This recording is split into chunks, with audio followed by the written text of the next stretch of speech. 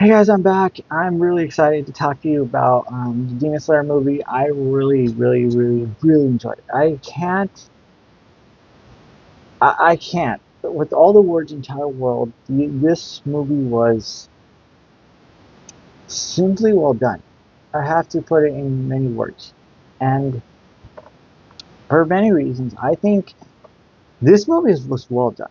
Annie Pernex, Crunchyroll, and Usopp just did an amazing, superb job. So I gotta give a thumbs up to them for that. Secondly, there are pros and cons about this movie that I particularly do have, but that's just my own personal thing about it. But I do want to talk about the fact that this is so well done. Like, I can't tell you the amazing things that this movie had. The action, story, character depth, the colors, everything was pretty good. Except for one thing, but I'm going to say at the very end, please don't watch this. And I'm going to spoil something. Okay, I just got to. It's just it hurts too much after seeing the scene. Anyways, let's get back. So Demon Slayer Infinity Castle was superb. I gotta give it to the creators and Annie Phoenix. Annie Phoenix really did such a good job making it to a fantastic story. I do like the fact that this did get so much hype, and it deserves it for many reasons. First of all, Nezuko isn't entirely in it, but she plays a key role on why the series is getting better. And if you do not know, Muzan is after Nezuko because she can only demon who can face the sun, and that is craziest thing ever. Like I'm serious. That's crazy in so many ways. Secondly, I think the story is getting better. I think with Tanjiro getting strong, like he's getting so badass. I think we're for one hell of a ride when part three comes out because we divide it into three parts. If you don't know, Infinity Castle Part One, Infinity Castle Part Two, and then the final chapter is I think what it is. And I was just looking at it right now, so on my computer. So I want to get into why the pros of this movie outweigh the cons, and I'm going to tell you just there are a few cons that I personally have, but it's not against the movie part. So the pros are very amazing. So I'll get into the pros. So the pros are I think the story is getting better. That's the start of it. The story is getting better. Then you have the visuals, the colors, the imagery. It is just beautiful. The water scenes, the fight scenes. It's getting better, and I think we're in for one hell of a ride. Um, third, the third thing I have to talk about is the fact that the action scenes were flying right on each other. Like seriously, that was really cool. I mean, Nietzsche. My God, this guy just went from a scared little whiny turd now becoming one of the best demon slayers, even not despite not being a Hashira. That's pretty cool. I have to say that's really cool, and I gotta give it to him. Like seriously, this was something I think they really did well, and I love the fact that Zenitsu did manage to grow up. And that was the really cool part that I have to admit that Zenitsu did so much growing up that he became a powerful badass. That was one change I really did enjoy, along with some others. But point is, this movie showed so much spark. There's so much, push, character depth, and all that. That's what I'm saying. Yeah, the pros outweigh the cons. Right. The one thing I have to say is that with Zenitsu's whole character change. I think it was really awesome. I think we got to something we haven't seen in a long time. Because remember when we first met him, he was a whining, scared, freaking annoying kid that we'd all hate. Like the one who was after Nezuko for so long, and people were like, seriously, people were just, I don't know. It was pretty interesting. That it was pretty interesting seeing that Zenitsu did have a character death. But I think what another change was the fact that we got some more detail to some of the demons, which I think is really interesting. Now, between three fights, there are three fights between the upper demon levels. Shinobu took on one of them. Gyu and Tanjiro took on another one, and then Zenitsu took on another one. So I know I'm not the most like remembering their names. Sorry about that, but the point is, the action scenes were good, and we got the three characters, the three demons. We got three of the story. Two were gone, one survived. It pisses me off so badly. I'm sorry. Try not to spoil it because this is where things get really fucked up. I'm going to say it. But I do like the fact that the three demons did have good story character. They had character development where we had seen new story from the demons on why they became a powerful demon. Like why did they become a demon in the first place? And it shows their entire story. So we're getting into more, I think, character depth because Daki and oh my god, I forgot the name of the demon, brain fart. But anyways, when we saw that fight, we already know they were running sister. You know, they've been through a lot. But this one, I gotta say, Gyu and Tanjiro's fight was really interesting. I gotta say that scene was 2 hours. I mean, 2 hours, 2 hour fight. And Shinobu's didn't last long, and I'm still pissed off about that. And I'll tell you a little bit. But the story has been great. Muzan is in the movie. We're getting into it, so that's another problem. We're getting into it. We're seeing a lot more like Matsuri. I gotta say, she is really adorable. You can't tell me this girl's not cute because Matsuri is cute. Okay, Matsuri is cute. She is badass. She's cute. She's just full spunk, but also can slay demons at the same time. So that is a huge plus. But I think we're getting into something more serious because they had a part where they scrambled to Nezuko. And even though Nezuko didn't have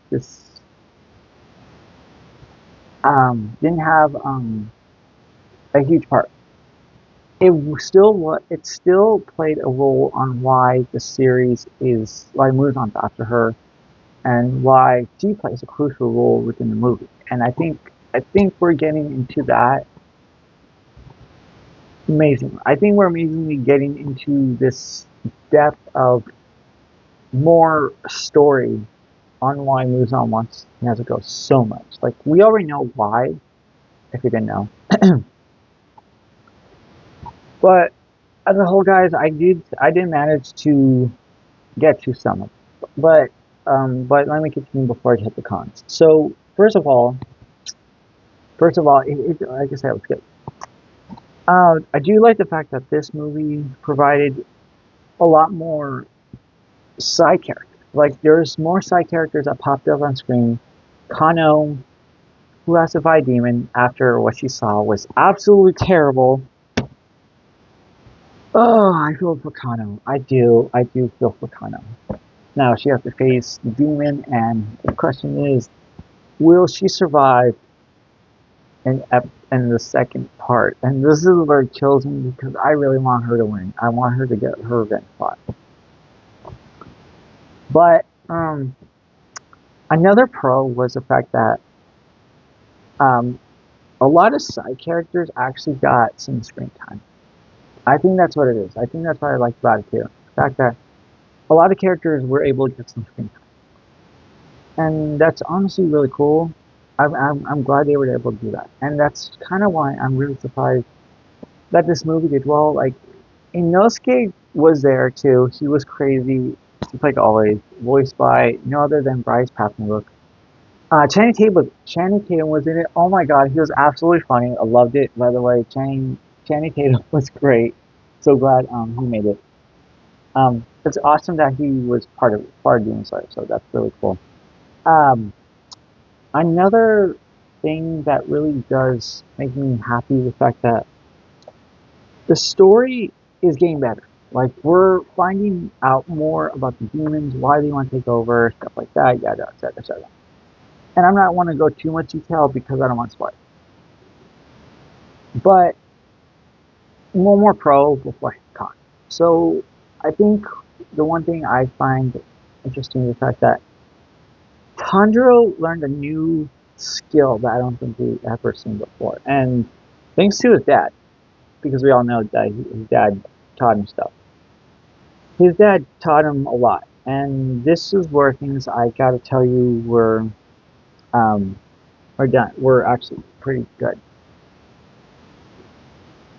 So Tanjiro learned a new skill, and this is why I think it was amazing. Like, because we got to see something that we never seen of him before, and he took out that demon. Chef's fucking kiss, because that was good. The cons are a little bit hard. So the cons, I think, Shinobu's fight with the demon, I think, was one of the hardest, but also Kano couldn't face him because that is where I was getting upset. Because after she saw what she saw, it was hard to anticipate if Kano can actually do it. And I know Kano is a good character, but that fight with Shinobu lasted way too fast. First of all, secondly, why did they end her? Why did they end him? Just why? I don't understand that. That's just one thing I can't really grasp, because the way they ended that character, come on. Seriously, is that, like, was that was that really one of the best ideas? Uh, yeah, and I'll put the spoiler at the very end, so don't worry. Um, the second con was the fact that I think Tanjiro's and Yayu's fight took way too long. It took longer than I expected, and that was kind of the bad thing. I really did enjoy the fight. It was good, but I don't like the fact that it lasted so long. And there's so much. There's good character story. There's good story quality right there. The action was good, but we didn't see Matsuri fight as much. We didn't see Kano get her revenge. It's.